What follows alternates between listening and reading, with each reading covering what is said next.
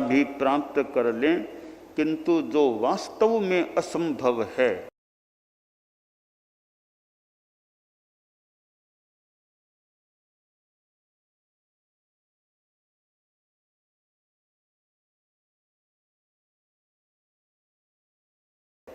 उस कार्य को नहीं किया जा सकता, सफलता भी नहीं मिलती।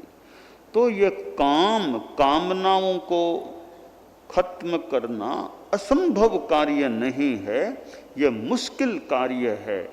तो सूत्र में कहा दुर्तिक्कमा, कामों को लांघना मुश्किल है। अब हम साधना की दृष्टि से देखें तो यह कामनाओं को कम करना, कामे कमा ही कमियंखु दुखम, कामनाओं का अतिक्रमण करो, दुख भी अतिक्रांत हो जाएगा, समाप्त हो जाएगा। हम साधुओं की बात करें तो साधुओं को तो बहुत ही त्यागी बैरागी होना ही चाहिए, अच्छा है। आप लोग जो गृहस्थ हैं, साधु भले नहीं भी हैं, फिर भी कंट्रोल, इच्छाओं पर कामनाओं पर कंट्रोल करना चाहिए। अच्छी इच्छाएं हैं वे तो भले करें, पर जो भौतिक इच्छाएं हैं उन पर सीमाकरण होना चाहिए। कि एक जगह कहा गया है कि 3 बातों में तो संतोष करना चाहिए, 3 बातों में संतोष नहीं करना चाहिए। संस्कृत का श्लोक है, संतोषस्त्रिषु कर्तव्य है, स्वदारे भोजने धने, त्रिषु नैवच कर्तव्योध्ययने जप दानयोः। कि 3 बातों में संतोष, स्वदार में संतोष रखो गृहस्थों की दृष्टि से, भोजन में संतोष रखो, जो खाने को मिल गया ठीक है, स्वास्थ्य का तो ठीक है ध्यान रखना होता है, ताकि जो मिला उसी में संतोष है, वो लाओ, जो मिल गया खा लिया, संतोष है। धने के धन में भी संतोष रखो, ज़्यादा लालसा धन की मत रखो कि ज़्यादा लालसा और फिर आदमी खोटे खरे अनैतिक भी उपाय काम में ले, तो धन की भी ज़्यादा लालसा नहीं, संतोष रखो। जीवन चलता है, काम चलता है, कि ज़्यादा संग्रह अनावश्यक फालतू क्यों करूं। तो स्वदार में संतोष, भोजन में संतोष और धन में संतोष रखना चाहिए। आगे कहा त्रिषु नैवच कर्तव्योध्ययने जप दानयोः, 3 बातों में संतोष नहीं करना चाहिए। पहली बात अध्ययन करने में संतोष नहीं, ज्ञान प्राप्ति का जितना मौका मिले, जितना अवसर हो, जितनी अनुकूलता हो, पढ़ो, ज्ञान प्राप्त करो। ज्ञान 70 वर्ष आ गए तो भी और कोई नया ज्ञान हो सके तो करो।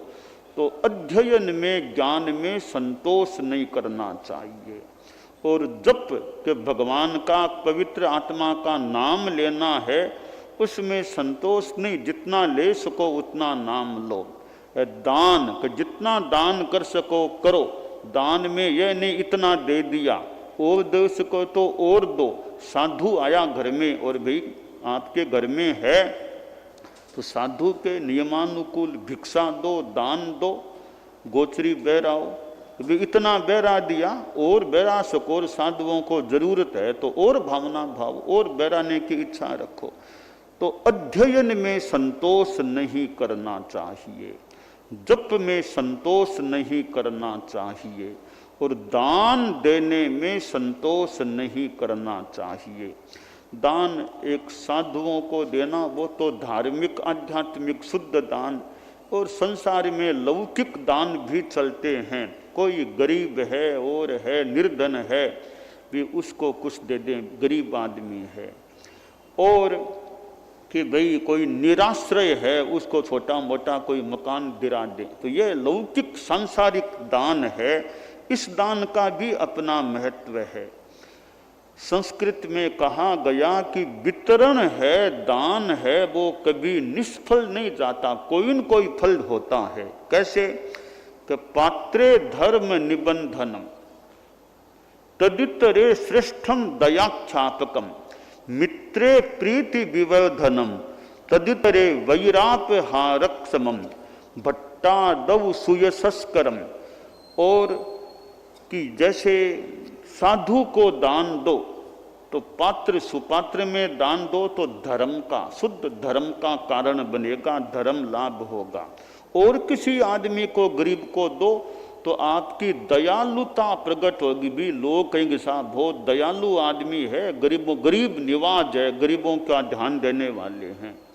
कोई मित्र है आपका, मित्र का जन्म दिवस आ गया और कुछ गिफ्ट आपने दे दी तो आपका मित्र से प्रेम बढ़ेगा, प्रीति बढ़ेगी। दुश्मन को कभी दे देंगे तो वैर भाव दूर हो सकेगा, दुश्मन भी आपके तरफ आ सकेगा, निकटता बढ़ सकेगी। और आपके अगर नौकर चाकर हैं उनको होली दिवाली पर कुछ दे दो तो नौकर चाकर आपकी और ज़्यादा सेवा करने की भावना रखने वाले बन सकेंगे। और कोई कविता बनाने वाला कोई, उसको कुछ दे दो, वो आपका यशोगान करेगा। राजा हो, मंत्री हो, उनको कुछ भेंट में दो, वे आपका कार्य कराने में, आपका मान सम्मान बढ़ाने का ध्यान देंगे। कभी किसी को भी दो, प्रेम से किसी को भी दो, चाहे साधु को दो तो धर्म का लाभ है, बाकी किसी को दोगे तो व्यावहारिक रूप में कुछ लाभ आमतौर से मिलते हैं। तो संस्कृत में कहा दान में संतोष नहीं करना चाहिए कि भाई एक चिड़िया समुद्र में से पानी ले गई चोंच भर के तो नदी में कितना क्या घटेगा। तो क्या भी दान देते हो तो क्या घटता नहीं, एक उक्ति दान देते हो बड़ घटता नहीं है। दान दिया धन ना घटे कहे गए संत कबीर। ये व्यावहारिक लौकिक बात हो सकती है, हम धर्म की बात करें। किसी को ज्ञान का दान दो, धार्मिक आध्यात्मिक ज्ञान दो, बड़ा अच्छा कार्य है, आध्यात्मिक कार्य है। साधु को दान दो, लोकोत्तर कार्य है। और अभय दान दो कि प्राणियों को अभय, मैं किसी को नहीं मारूंगा, यह संकल्प कर लो, प्राणातिपात का त्याग कर दो, यह अभय दान आध्यात्मिक दान है। तो शास्त्र में कहा गया है कामा दुर्तिक कमा, ये कामनाएं हैं, इनको लांघना मुश्किल होता है, पर मुश्किल काम भी हम करने का प्रयास करें, यह काम्य है।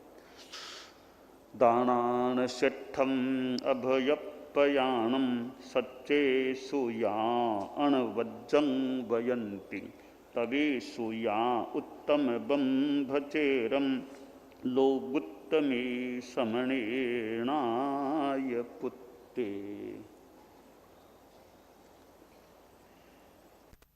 परम पूज्य गुरुदेव की अमृत देशना हुई और आज मंच पर हम देख रहे हैं एक और राजनेता विराजे हुए हैं और भाजपा गुजरात के प्रदेश अध्यक्ष तो है ही, पर साथ में केंद्रीय मंत्री भी हैं और जल शक्ति से जुड़े हुए हैं।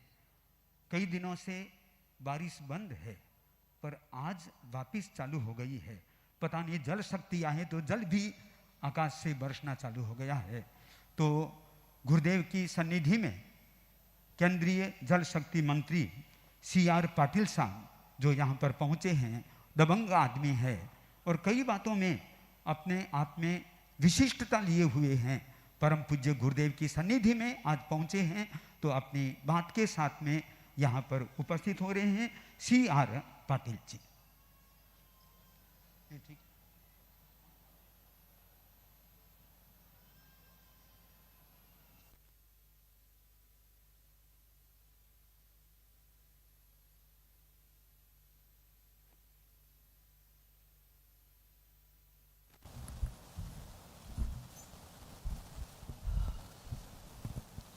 आचार्य श्री महाश्रमण जी को मेरा वंदन। अध्यक्ष श्री संजय भाई सुराना जी, महामंत्री श्री नानालाल जी राठौड़, श्री अनुराग जी कोठारी, श्री संजय भाई बोगरा, श्री रतनलाल जी बलावत, यहाँ पर उपस्थित सभी संत महात्मा और सभी समाज के आगेवानों, यहाँ उपस्थित सभी भाई और बहनों, आप सबको प्रणाम, आप सबको वंदन करता हूँ। सूरत शहर में यानी हमारे आंगन में श्रवण जी आचार्य जी का यहाँ पर पदाग्रहण हुआ। सूरत की इस धरती एक ऐसी धरती है कि जहाँ पर आने वाले को भी संतोष होता है और किसी के आने से भी संतोष होता है। मगर आचार्य महाश्रवण जी के यहाँ पर पदाग्रहण से सूरत के लोगों को बहुत बहुत संतोष हुआ है, बहुत बहुत आनंद भी हुआ है और आपके बहुत बहुत आशीर्वाद भी यहाँ प्राप्त हुए हैं। आचार्य महाश्रवण जी के बारे में मुझे बताया गया था, मैंने उनकी कीर्ति सुनी थी कि अभी तक 55,000 किलोमीटर का उन्होंने प्रवास किया है। वो कोई गाड़ी का यूज़ नहीं करते, पैदल ही चलते हैं। और समाज को सुधारने के लिए जब मैं अब सुन रहा था कि दान का महत्व और कौन सा दान देने में क्या महत्व, इसके बारे में उन्होंने कहा। और कोई भी दान देने के बाद भी आपको संतोष न हो, ये बात का भी आप ख्याल रखें, ऐसा उन्होंने बहुत महत्वपूर्ण बात अभी हमारे सामने रखी है। जो समाज सक्षम है, जो समाज कई लोगों को जो समाज में तकलीफ है उनको मदद कर सकता है, साधु संतों को दान देगा तो साधु संत समाज के लिए ही उसका उपयोग करेंगे। तो ये अत्यंत आवश्यक है सभी जो सक्षम समाज अपनी ओर से जो भी दे सके और देने के बाद भी संतोष के बजाय और देने की भावना मन में प्रज्वलित रखे, ये अत्यंत आवश्यक है। और यही बात हमें आचार्य महाश्रवण जी ने यहाँ पर की है। उन्होंने समाज को नीति पर चलने के लिए भी वो आग्रह करते हैं, क्योंकि नीति पर चलना समाज के लिए, हमारे शहर के लिए, हमारे राज्य के लिए, हमारे देश के लिए, हमारे दुनिया में सबसे महत्वपूर्ण बात है। मैं तो कई बार कहता हूँ कि जो पॉलिटिकल कार्यकर्ता अगर वो नीति में नहीं मानता, वो धर्म में नहीं मानता, तो उसने पॉलिटिकल इसमें नहीं आना चाहिए, क्योंकि यहाँ पर तो सेवा के भाव के साथ आते हैं। कई बार उदाहरण होते हैं, कई लोग भटक जाते हैं, मगर भावना जो होती है मूलभूत, वो तो सेवा की होनी चाहिए और सेवा के साथ नीति पर चलने की बात होनी चाहिए।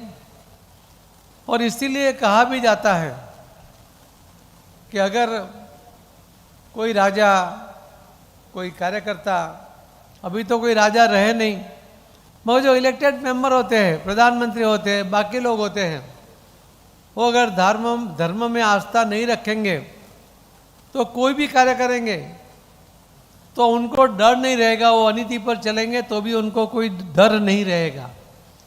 अगर वो धर्म में उसको आस्था है तो जरूर नीति पर चलेगा, और नीति पर चलेगा तो समाज का भी भला होगा, देश का भी भला होगा। और इसीलिए नीतिमत्ता पे समाज का आगे चलना चाहिए। बाकी जो समाज में जो भी जवाबदारी लोग लेते हैं, जो भी व्यक्ति आता है, वो तो सभी समाज में से ही आता है। और वही समाज अगर नीतिमत्ता का आग्रह करे तो अच्छे काम करने वाले लोग बाहर आते हैं, उसको महत्व मिलता है और उसके जरिए इस शहर, स्टेट, जिस स्टेट में हम रहते हैं, जिस देश में हम रहते हैं, हमारा देश है, उस सबका भला हो सकता है। संत तो यही कह सकते हैं। उन्होंने नशाबंदी के लिए भी उनका आग्रह होता है। आज के समय में जो एक प्रचार, हम उसको दुष्प्रचार भी कह सकते हैं, कि वो नशाबंदी के लिए प्रचार करने की आवश्यकता संतों को पड़ रही है। क्योंकि सबके मन में है कि अभी आज का युवा वो नशे की ओर आगे बढ़ रहा है। मुझे लगता है कि जो युवाओं की संख्या है 65% युवा हमारे देश में, उसमें से कुछ लोग वो नशा के आदी हुए होंगे, मगर पूरा समाज आदी नहीं है। फिर भी ये बिगाड़ आगे ना बढ़े, उसी के लिए आचार्य महाश्रवण जी नशाबंदी के ऊपर भी जोर देते हुए युवाओं को, बाकी लोगों को भी नशे से दूर रखने के लिए, नशाबंदी के लिए अपना विचार लेकर वो चलते रहते हैं। ऐसे महात्मा जो समाज के बारे में ही सोचते हैं, उसी की वजह से परिणाम भी आता है। मैं आचार्य महाश्रवण जी से एक विनती भी करूंगा कि मेरे पास जल शक्ति मंत्रालय मोदी साहब ने दिया है। मुझे सूरत के लोगों ने 4 बार सांसद के रूप से चुना है। हर बार मेरी लीड इतनी बड़ी इन्होंने दी है कि सूरत का नाम, नवसारी हमारी संसदीय क्षेत्र का नाम, ये क्षेत्र भी नवसारी में आता है, 4 विधानसभा। इतने वोट और देते हैं कि मैं जब 19 में तो इलेक्शन में पहली बार तो गुजरात में सेकंड आया, दूसरी बार देश में 3rd नंबर पे आया, तीसरी बार देश में 1st नंबर पे आया और चौथी बार मैं देश में 4थे नंबर पे आया और गुजरात में 1 नंबर पे आया। तो ये आप सबका प्यार है, आप सबका विश्वास है और उस पर मैं खरा उतरने के लिए मैं दिन रात मेहनत करता हूँ। मैं पूरी कोशिश करता हूँ कि समाज का भी भला हो, शहर का भी भला हो, राज्य का और देश का भी भला हो। और इसीलिए मैंने आचार्य महाश्रवण जी से विनती की है कि आप समाज को कहिए कि आप अपने घर की, अपनी इंडस्ट्री या अपना घर, उसके ऊपर से जो उसके अगासी में, उसके टेरेस में जो पानी आता है, कम से कम वो पानी वो जमीन में उतार दे। ये रेन वाटर हार्वेस्टिंग, ये आदरणीय प्रधानमंत्री नरेंद्र मोदी साहब ने 2021 मार्च में एक कैच द रेन, बरसात को झीलो, ऐसा एक योजना उन्होंने बनाई थी। हमने उसको आगे बढ़ाया, गुजरात को मॉडल बनाने के लिए हम आगे बढ़े हैं। सूरत में कार्यक्रम किया, इंडोर स्टेडियम में 10,000 लोगों में प्रधानमंत्री जी मोदी साहब खुद वर्चुअल आए और उस दिन हमने 24,800 बोर पानी नीचे उतारने के लिए, पानी निकालने के लिए नहीं, ज़मीन में उतारने के लिए उसका कमिटमेंट हमें मिला। उसके ऊपर काम चालू हुआ। गुजरात के बाकी जिलों के कलेक्टर, डीडीओ, उन्होंने परसों शाम तक 80,000 रेन वाटर हार्वेस्टिंग की योजना के लिए हमको कमिटमेंट दिया है। हमारा प्रयास है कि गुजरात में 2 से 2.5 लाख ऐसे बोर बने। आज हमारी 12:30 बजे टीजीबी में मीटिंग है। राजस्थान के जो व्यापारी यहाँ रहते हैं, अलग अलग गांव के लोग रहते हैं, हमने उनको रिक्वेस्ट की है, कुछ एरिया के लोग वहाँ पर आज इकट्ठा होने वाले हैं। उनको मैंने कहा कि आप गुजरात में रहते हो, गुजरात में तो काम कर ही रहे हो, मगर अपनी मातृभूमि, अपनी जन्मभूमि, उसको भी याद करिए। और उसके लिए हर गांव का, राजस्थान का जो भी व्यापारी है, वहाँ कम से कम एक गांव अडॉप्ट करे, एक गांव में 3 से 4 वो बोर करे। शायद लाख रुपए का खर्च होगा, वो खुद ही करे। मैंने राजस्थान के मुख्यमंत्री भजनलाल जी को भी आमंत्रण दिया है, वो भी 10-15 दिन में यहाँ पर आने वाले हैं। हम उनको कहेंगे कि हम कहीं भी रहते हैं, मगर हमारी जन्मभूमि को हम याद रखते हैं और वहाँ के लिए काम करने के लिए तैयार है। राजस्थान का एक भी गांव ऐसा ना हो कि जिसके अंदर रेन वाटर हार्वेस्टिंग ना हो। उसको बहकर निकलने वाला हर पानी वो ज़मीन में उतर जाए और इससे बहुत बड़ा काम हो सकता है। हम तो, मैं उदाहरण दूंगा आपके मन से, मैं पानी की बात कर रहा हूँ, मैं इसके लिए कर रहा हूँ कि ये भी बहुत बड़ा सेवा का काम है आने वाली पीढ़ी के लिए भी। अगर हम शहर में रहते हैं तो हमें 125 लीटर पानी खाना बनाने के लिए, हमें पीने के लिए ये प्रोवाइड किया जाता है। अगर घर में 4 लोग हो तो करीब 500 लीटर पानी चाहिए रोज का, और आपको 365 दिन में 500 के हिसाब से चाहे तो 1.5-2 लाख लीटर पानी आपको यूज़ करने के लिए चाहिए।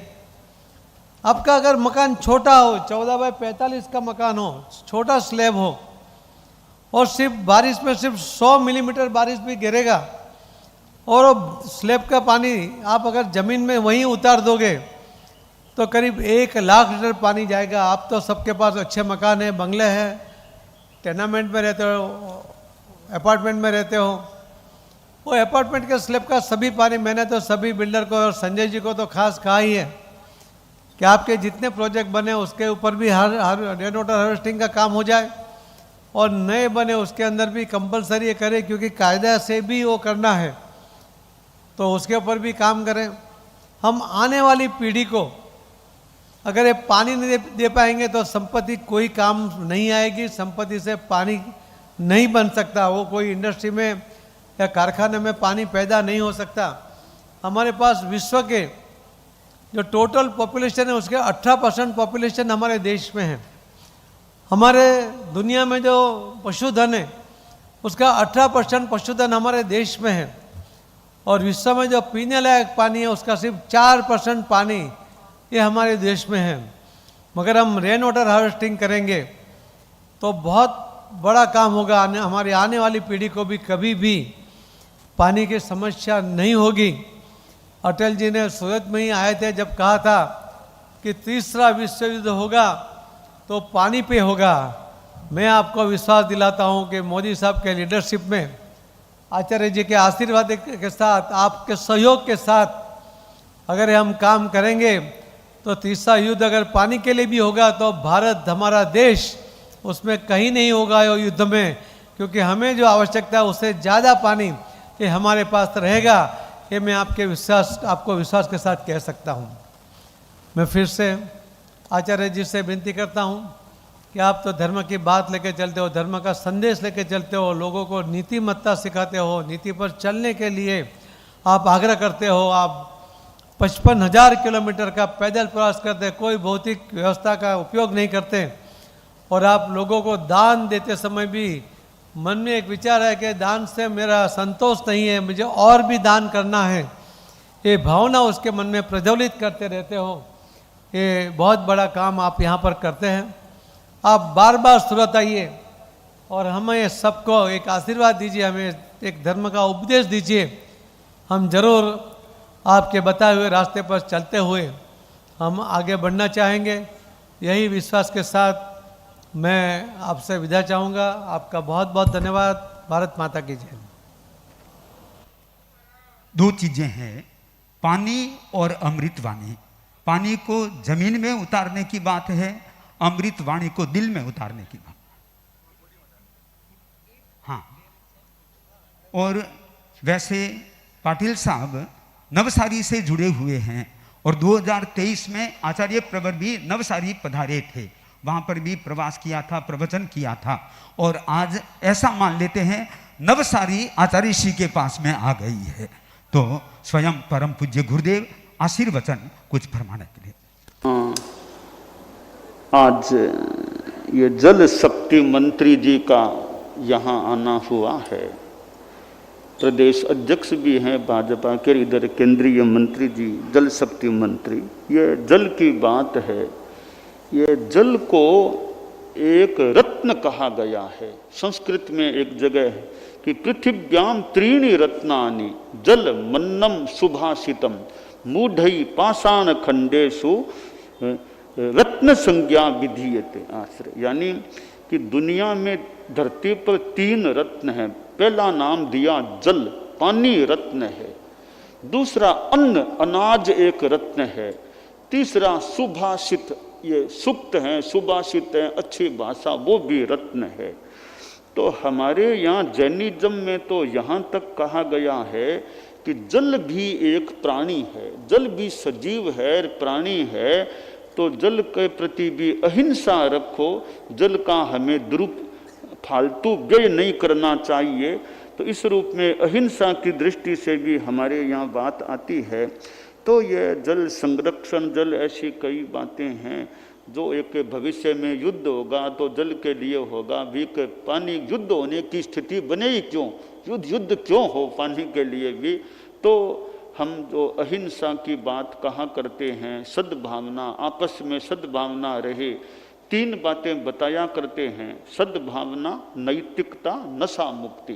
कि आपस में सद्भावना रखो, जाति संप्रदाय आदि को लेकर दंगा फसाद मार काट हिंसा हत्या, इसमें नहीं जाना चाहिए। दूसरी बात नैतिकता की, कार्य करो जो भी बिजनेस धंधा लेन देन, उसमें ईमानदारी रखने का ज़्यादा से ज़्यादा प्रयास। तीसरी बात है नशा मुक्ति, शराब सिगरेट बीड़ी खैनी गुटखा आदि नशीली चीज़ों के सेवन से बचने का प्रयास रखो। तो ऐसी बातें बताया और हमारे शास्त्रों की ओर की बातें चलती है। हमारे गुरुदेव आचार्य श्री तुलसी थे, उन्होंने अनुव्रत नाम के आंदोलन शुरू किया, चलाया। छोटे छोटे अच्छे नियम जीवन में आते हैं, जीवन अच्छा बन सकता है। हमारे गुरुदेव आचार्य महाप्रज्ञ जी सन 2003 में यहाँ सूरत में ही उन्होंने चतुर्मास किया था। उस समय तत्कालीन राष्ट्रपति अब्दुल कलाम जी भी आए थे, उनका जन्म दिवस था 15 अक्टूबर को। उस दिन वे यहाँ आचार्य श्री महाप्रज्ञ जी के पास फिर धर्म गुरुओं की ओर की मीटिंग हुई थी। तो खैर आज जल शक्ति मंत्री जी आए हैं, खूब अपना अच्छा कार्य, राजनीति में भी धर्म अहिंसा नैतिकता वे चीज़ें बनी रहे, खूब अच्छा काम।